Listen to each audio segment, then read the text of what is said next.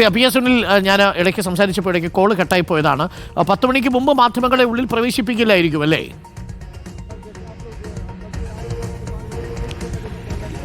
അരുൺ, ഇപ്പോൾ പ്രിയങ്ക ഗാന്ധി ഇവിടെ വന്നതായിരുന്നു. അപ്പോൾ പ്രിയങ്ക ഗാന്ധി വന്ന സാഹചര്യത്തിൽ ഇവിടെ അകത്തേക്ക് ആരെയും പ്രവേശിപ്പിക്കുന്നില്ല. വലിയ സുരക്ഷാ ക്രമീകരണങ്ങളാണ്. രാവിലെ തന്നെ പ്രിയങ്ക ഗാന്ധി ഇവിടെ എത്തി ഇവിടുത്തെ ഈ ഉദ്ഘാടന ചടങ്ങിൻ്റെ സാഹചര്യങ്ങളൊക്കെ നിരീക്ഷിക്കുകയാണ്. വലിയ സുരക്ഷാ ക്രമീകരണങ്ങളാണ്.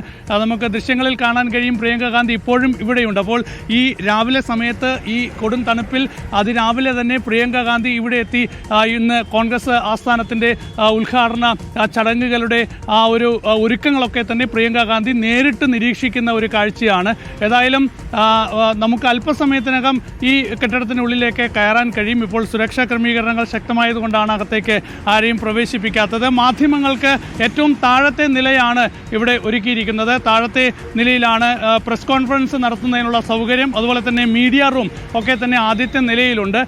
രണ്ടാമത്തെ നില എന്നത് വിവിധ സെല്ലുകൾ പ്രവർത്തിക്കുന്ന കോൺഗ്രസിൻ്റെ വിവിധ സെല്ലുകൾ പ്രവർത്തിക്കുന്ന ഫ്ലോറാണ്. അങ്ങനെ ഓരോരോ തട്ടുകളിലായി 5 നിലകളിലായിട്ടാണ് ഈ കോൺഗ്രസിൻ്റെ ആസ്ഥാന മന്ദിരം നിർമ്മിച്ചിരിക്കുന്നത്. ഏറ്റവും മുകളിലത്തെ നിലയാണ് കോൺഗ്രസ് പ്രസിഡന്റ് മല്ലികാർജ്ജുൻ ഖാർഗെയുടെ ഓഫീസ്, സോണിയാഗാന്ധിയുടെ ഓഫീസ്, പ്രതിപക്ഷ നേതാവ് രാഹുൽ ഗാന്ധിയുടെ ഓഫീസ് എന്നിവ പ്രവർത്തിക്കുക. പ്രിയങ്ക ഗാന്ധിയുടെയും ഓഫീസ് ഏറ്റവും മുകളിലത്തെ നിലയിലാണ്. ഈ സുരക്ഷാ ക്രമീകരണങ്ങൾ കൂടി കണക്കിലെടുത്താണ് മുകളിലത്തെ നില ഈ നേതാക്കൾക്കായി മാറ്റിവെച്ചിരിക്കുന്നത്. തൊട്ട് താഴത്തെ നാലാമത്തെ നിലയാണ് ജനറൽ സെക്രട്ടറിമാരുടെ AICC ജനറൽ സെക്രട്ടറിമാരുടെ ഓഫീസ് പ്രവർത്തിക്കുക.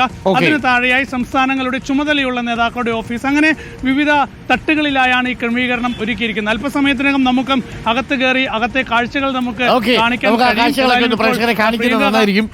കാരണം ഈ വല്ലപ്പോഴും കിട്ടുന്നതാണല്ലോ പാർട്ടിയുടെ ഈ ഓഫീസ് മാറ്റവും. Okay, thank you PS Sunil. നമുക്ക് ആ ദൃശ്യങ്ങളൊക്കെ കാണിക്കാം. പ്രേക്ഷകർക്ക് അറിയാവുന്നതുപോലെ 1930 ആനന്ദഭവനിൽ തുടങ്ങിയ ഓഫീസാണ്. അവിടെ നിന്ന് പിന്നീട് ആനന്ദഭവനിൽ നിന്ന് ജന്തർ മന്ദിറിലെ ബംഗ്ലാവിലേക്ക് മാറുന്നു. ജന്തർ മന്ദിറിൽ നിന്ന് പിന്നീട് 21-ാം നമ്പർ ബംഗ്ലാവിലേക്ക് മാറുന്നു. അതിനുശേഷമാണ് അക്ബർ റോഡിലേക്ക് മാറി. ഇപ്പോഴും പ്രിയങ്ക ഗാന്ധിയെ പ്രേക്ഷകർക്ക് കാണാം. പ്രിയങ്ക ഗാന്ധി ഇപ്പോൾ അവിടെ തന്നെയുണ്ട്. പ്രിയങ്ക ഗാന്ധി കാര്യങ്ങളൊക്കെ വിലയിരുത്തുകയാണ്. 10 മണിക്കാണ് ഉദ്ഘാടനം നിശ്ചയിച്ചിരിക്കുന്നത്. സോണിയാഗാന്ധിയാണ് ഉദ്ഘാടനം ചെയ്യുക. മല്ലികാർജ്ജുൻ ഖാർഗെ പതാക ഉയർത്തുന്നതോടുകൂടി പുതിയ ആസ്ഥാന മന്ദിരത്തിൻ്റെ കോട്ട്ല റോഡിലെ 9-ാം നമ്പർ ആസ്ഥാന മന്ദിരം ഇന്ദിരാഭവൻ അങ്ങനെ കോൺഗ്രസ് ഏറ്റെടുക്കും. 15 വർഷമായിട്ട് അതിൻ്റെ നിർമ്മാണ പ്രവർത്തനങ്ങൾ നടക്കുന്നു. ഇപ്പോഴാണ് ആ നിർമ്മാണ പ്രവർത്തനങ്ങൾ പൂർത്തിയായത്. രാവിലെ ക്രമീകരണങ്ങളൊക്കെ പരിശോധിക്കുകയാണ് പ്രിയങ്ക ഗാന്ധിയും സംഘവും. ഞാൻ പറഞ്ഞു വന്നത് ആനന്ദഭവനിലെ ഒരു ആദ്യത്തെ ഓഫീസ് ആനന്ദഭവനിലാണ്. 1930 മോത്തിലാലൊക്കെ ജവഹർലാൽ നെഹ്റു ഒക്കെ ജനിക്കുന്ന സ്ഥലം. അവിടെ നിന്ന് പിന്നീട് ഡൽഹിയിലേക്ക് മാറുന്നു. ആ ഡൽഹിയിലേക്ക് മാറിയതിന് ശേഷം ജന്തർ മന്ദിറിൻ്റെ ഭാഗത്തായിരുന്നു. അതിനുശേഷമാണ് 1978 മറ്റോ ആണ് അക്ബർ റോഡിലുള്ള ഈ AICCയുടെ ആസ്ഥാന മന്ദിരം ഉണ്ടാവുന്നത്. അവിടെ മനോഹരമായൊരു സ്ഥലമാണ്. എത്ര സുപ്രധാനമായ തീരുമാനങ്ങൾ നടന്ന സ്ഥലമാണ്.